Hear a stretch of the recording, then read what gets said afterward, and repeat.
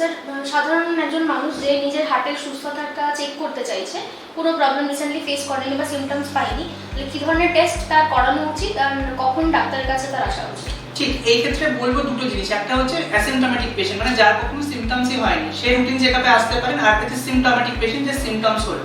তাহলে আমাদের জানতে হবে যে হার্টের রোগের উপসর্গগুলো কি কি, মানে যেগুলো হলে আমি সবার আগে সাসপেক্ট করবো যে আমার হার্টের রোগ হয়েছে, হতে পারে, এবং ইমিডিয়েটলি আমি ডাক্তারের পরামর্শ নেব। একটা হচ্ছে বুকে ব্যথা, বুকের মাঝখানে ব্যথা। ব্যথার বিভিন্ন ধরন হতে পারে, টিপিক্যাল অ্যাঞ্জাইনা সবসময় নাম হতে পারে, বয়স্ক মানুষদের ব্যথা বিভিন্ন ধরনের হতে পারে। ক্লাসিক্যাল যে ডেসক্রিপশন সেটা হচ্ছে বুকে পাথর চাপা দেওয়ার মতো ব্যথা বা অপ্রেসিভ চেস্ট পেন, যেটা হাতে বা বাঁ হাতে বিশেষ করে রেডিয়েট করতে পারে, বা জ পর্যন্ত বা চিন পর্যন্ত রেডিয়েট করতে পারে।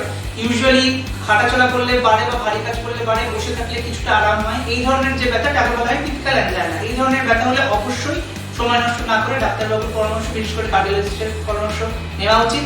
2 নম্বর যে শ্বাসের কষ্ট বা ডিসনিয়া, শ্বাসের কষ্ট অনেক কারণে হতে পারে, বাট হার্টের রোগও একটা ইম্পর্টেন্ট কারণ তার, সেই জন্য শ্বাসের কষ্ট হতে পারে, সেক্ষেত্রে ডাক্তারের পরামর্শ নেওয়া উচিত। সিনকোপ বলা হয়, যে হঠাৎ করে অজ্ঞান হয়ে যাওয়া, যেটা কয়েক সেকেন্ডের মধ্যে আবার জ্ঞান ফিরে আসে, এইটাও হার্টের রোগের একটা ইম্পর্টেন্ট সিমটম হতে পারে। দু পা ফুলে যাওয়া, বিশেষ করে বাইপোলার ইডেমা, সেটা বিভিন্ন কারণে হতে পারে, হার্ট ফেলিওর বা হার্টের সমস্যার ক্ষেত্রেও হতে পারে। তো এই ধরনের সিমটমস হলে অবশ্যই পরামর্শ নেওয়া।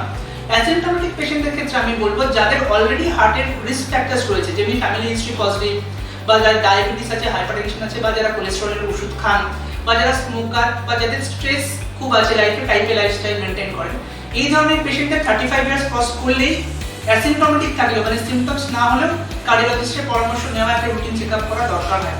তো পেশেন্টকে দেখে ডাক্তারবাবু নিজের আলটিমেটলি ডিসিশন নেন যে কি কি টেস্ট করা যেতে পারে। তো রুটিনই আমরা যেটা করি, একটা ইসিজি, একটা ইকো, কখনো কখনো ট্রেডমিল টেস্ট করে থাকি। তারপর পেশেন্টের ফিচার্স অনুযায়ী বা সিমটমস অনুযায়ী বা অন্যান্য ফাইন্ডিংস অনুযায়ী হায়ার কোনো টেস্ট আমরা অ্যাডভাইস করি।